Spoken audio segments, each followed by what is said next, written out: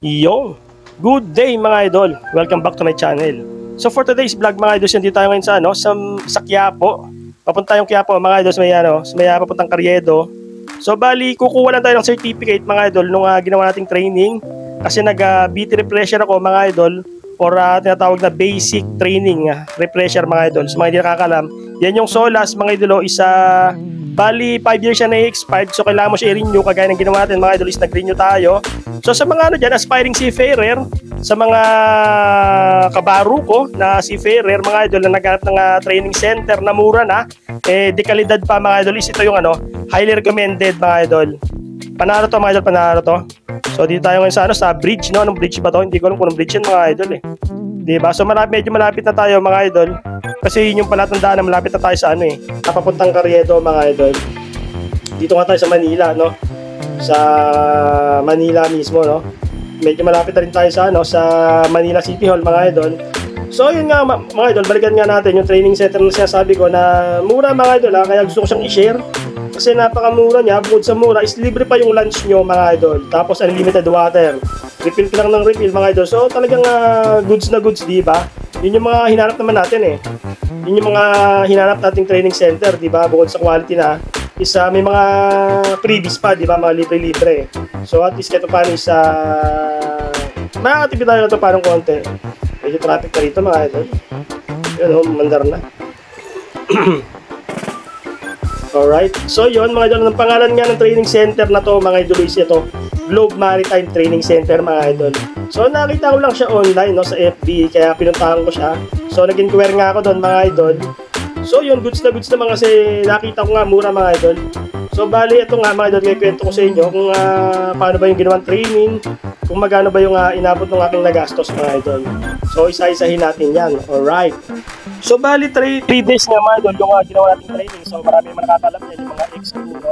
So syempre sa mga newbie at least may magkaroon kayo ng idea na 3 days pagka kumuha kayo ng refresher mga idol ng BT. Is 3 days yung gagawin yan. 2 days na lecture mga idol. Nakita ko sa inyo. Yes, absent. 5. Thesis. And stop. 2, 4. Okay, so pagtanggal mo yung isa, sigurado yan, asahan mo, patay ka rin siya. With 1 meter is absent, bar thesis and stop to work. Last, sa bridge. Kaso lang, pag si electrician ay hindi niya nirarandom check ng ating smoke ng carbon, habang uminit na uminit sa itaas, at nandito yung ating carbonaceous material sa ibabaw. So shoutout sa batch 24B133 mga idol. Yan napaka-solid, di ba? Kung nakikita niyo yung mukha natin dyan, di ba? Alright! Then after nun mga idol is 1 day naman yung mismong actual or yung practicum mga idol. Bali ang location ng practicum niya mga idol is nasa Valenzuela City. So goods na goods, di ba? Nandito tayo ngayon mga idol sa mismong practicum site dito sa may Valenzuela City mga idol. Nakita ko sa inyo yung mga naging ganap. Alright!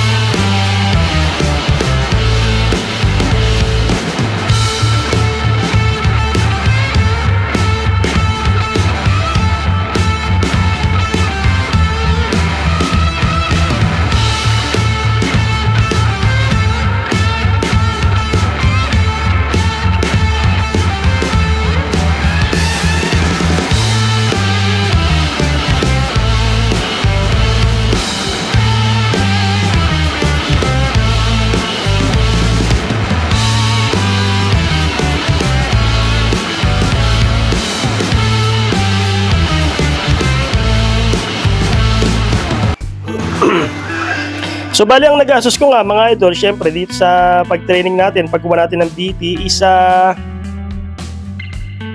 kung hindi ako nagkakamali, more or less parang yung pinaka-exact price niya is 2,799. Yun yung pinaka-BT refresher, Then gumastos din tayo sa medical mga idol, syempre kailangan ng medical yan. na 400 pesos. Pero kung ikaw naman may valid pa yung medical mo ng at least 6 months. So, tinatanggap nila mga idol, basta PME yung medical mo, di ba? So, tinatanggap nila, then plus yung binayaran nating uniform. Bali may t-shirt sila ron na ang presyo is 140. So, bali nagtotal siya ng 550 yung medical tsaka yung t-shirt. Plus pa yung binayad natin sa BT, di ba? Yung pinakabayad ng BT is 2,799. So, yun yung mga total kong nagastos mga idol. Di ba? Medyo masikip mga idol ito. Singit gaming muna tayo rito mga idol.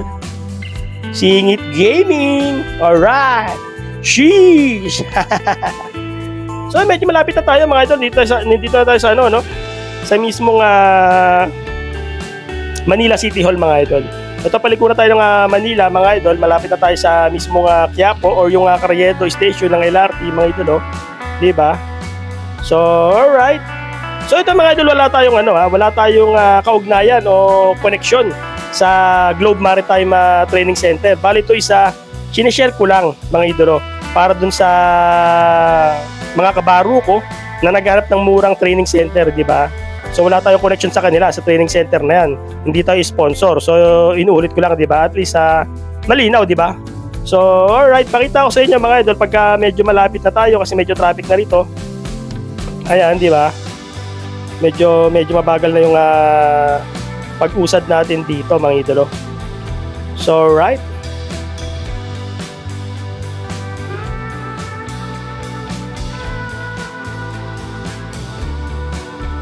Sikip na rito mga idol. Hindi rin tayo makasingit, no? Hindi rin tayo makasingit. Yeah. Mga idol, dito tayo sa mismong Manila City Hall, di ba? So yung City Hall ng Manila, no? Dito na tayo. Kaya medyo masikip ang daloy ng traffic dito mga idol.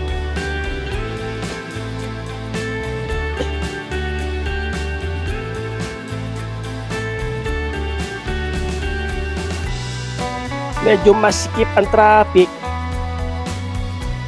So yun mga idol, pag nandun na tayo, isi-share ko sa inyo mga idol kung yung mismong exact location ng training center para hindi na kayo maligaw, di ba?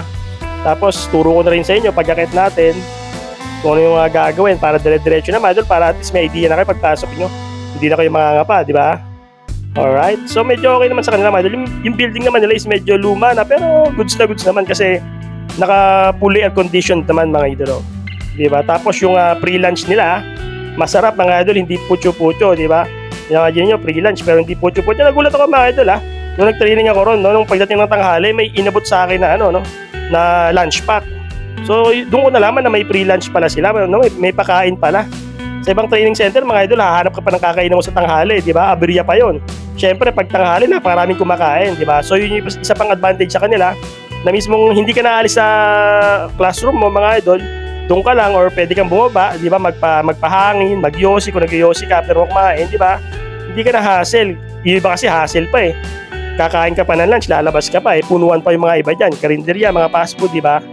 So, yun lang mga idol. At least, kahit pa paano i-share ko lang sa inyo yung, syempre, isa rin akong seaman na, di ba? Isa rin akong seafarer, mga idol, na medyo, practical din, mga idol. Naghanap rin ako ng medyo tipid, di ba? Kasi hindi naman tayo palaging, yung pera natin, mga idol, alam nyo naman, laging palabas. Di ba? Kung medyo wala kang negosyo sa Pilipinas, sa di ba lahat ng pera mo palabas, walang papasok, di ba? So gusto mo na kagad sumampa ulit. So kung ikaw gusto mo medyo magbakasyon na matagal, medyo magtitipid ka mga idol, di ba? Alright, so yun mga idol, dito na tayo, ayan yan na yung tulay, no? Medyo okay na yung rito kasi doon mga idol, medyo masikip na yung traffic doon eh. Na kasi yun, kaya po na mga idol. Pero dito papunta tayo ng mga idol, ng LRT station ng Carriedo mga idol. So goods na goods mga idol, dito malapit na tayo. Pagliko natin mga idol, pagkanan. Alright. So pagkanan natin, yun na yun mga idol. Ayun na yun, pagkanan natin mga idol Lord, di ba? Ayan mga idol, yan. Kanan tayo dito, di ba? Tapos yan, kakaliwa na lang tayo dyan. So yun mga idol, dito na tayo. Di ba? Yan, kakaliwa tayo dyan. So dito na yung yung Globe Maritime Training Center. Yan, magpa-park lang tayo dito mga idol. Yan, yung mga parking na yan. Dito kayo magpa-parking pag may motor kayong dala. Para at least, di ba? Ang parking dito mga idol, 50 pesos ang bayad. Ayan di ba? Yan yung Globe Maritime mga idol Kung nakikita nyo yun yan yung Globe Maritime. Mismong tapat ng KFC mga idol, di ba? So mga idol, magpa-park lang tayo rito. Alright, kita-kita tayo sa loob. So dito nga mga idol, dito nga yung ano, pag nandito kayo sa mismong Carriedo Station, yan, kung mag-LRT kayo, baba lang kayo rito mga idol, oh. Yan, pag nakita nyo yung Mang Inasal, di ba? So yun, lakad lang kayo papunta ron sa unahan. Yan, dire-diretso nyo lang to mga idol. Medyo ano lang dito, medyo masikip lang. Tapos pag dito mga galing sa kabila, mga idol, ayan, kita nyo isitan, kabilang side to, ayan, may undock. So yan yung mga palatandaan mga idol. Tapos kakanan lang kayo dito banda. Yan, kanan lang kayo dyan. Yan. Ito mismo, ayan mga idol, dito tayo mismo sa training center sa mismo tapat. Tapat lang silang KFC, tatawid lang kayo mga idol. Ayan yan mga estudyante mga idol, kasama natin mga estudyante yan. Yan o, Globe Maritime, diba? Ayan yung mga kasama natin estudyante o, yan. Yan, yung ganyang uniform mga idol yan, lahat sila nag-training dito mga idol. So yan, papasok lang kayo dyan sa ano na yan, yan. Pagpasok nyo mga idol yan, meron silang kantin dito. Pag gusto nyo kumain, diba? Then pagpasok nyo nga dito mga idol, yan, mayang kagad makikita nyo yung babala na yan. Tapos diretso kayo mga idol ng third floor. So third floor yan, makita nyo may registrar kung saan yung location. So yan, lakad lang tayo ng konti. Dito yung registrar mismo. Sa third floor to mga idol, third floor. Yan, dun yung registrar. Pero daanan muna natin itong mga idol. Daanan natin itong kanilang mga training, no? Yung mga courses nila. Ayan, kung makikita nyo. Ayan yung basic training mga idol. Mura lang 10 days, 4,099. So mura mga idol, diba? Imagine nyo mga idol, kung kumuha ko ng BT dati, 7,000 yun.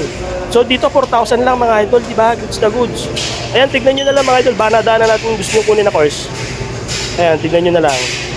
So para at least may idea kayo kung magkano yung presyo. Pero syempre mga idol, feeling ko updated to ha. Pero kung hindi tayo naman sure na updated to, mag-inquire na lang kayo sa loob mga idol, diba? Alright? So dito mga idol, dito ka papasok sa registrar, yan, diyan kayo magtatanong kung ano yung course na gusto nyo. Ayan. Tapos after nyan mga idol, dito kayo magbabayad yan. Diyan sa ano na yan. Yan yung cashier mga idol. Diyan kayo magbabayad. Then after nyan mga idol, dito naman yung sa kabila na to, dito yung picture taking. Kukunan ka ng litrato doon mga idol. Diba? So tapos dito naman mga idol, sa second floor yung medical. Yan o yan. Alright. 1 hour later. So yun mga idol, pabalik na nga tayo. Nakakuha na natin yung certificate natin. So hindi ko lang nakipakita sa inyo mga idol. Balik kinukuha siya sa may sa third floor din mga idol, sa releasing. Yung siya kinukuha. So yun mga idol, balik ito mga idol, na-share ko lang sa inyo. Di ba at least kahit paano is makakuha ng idea yung mga bagong yung mga aspiring seafarer o yung mga ex-crew na mga kabaro ko mga idol na nag-aaral ng training center, di ba, mura. At least yan, na-share ko sa inyo mga idol yung kung magkano mga gastos, kung saan yung mismong location, di ba, at least magkaroon kayo ng idea. So yun mga idol, bali inuulit ko lang mga idol, hindi tayo sponsor ng Globe Maritime Training Center mga idol. Hindi, wala tayong kahit anong connection sa kanila. Ibinabahagi ko lang to mga idol para at least kahit paano magkaroon ka na idea. So yun lang mga idol, hanggang dito na lang. Sobrang maraming salamat mga idol. Sa mga bago dyan is huwag nyo kalimutan mag-subscribe. Ride safe always. Ciao.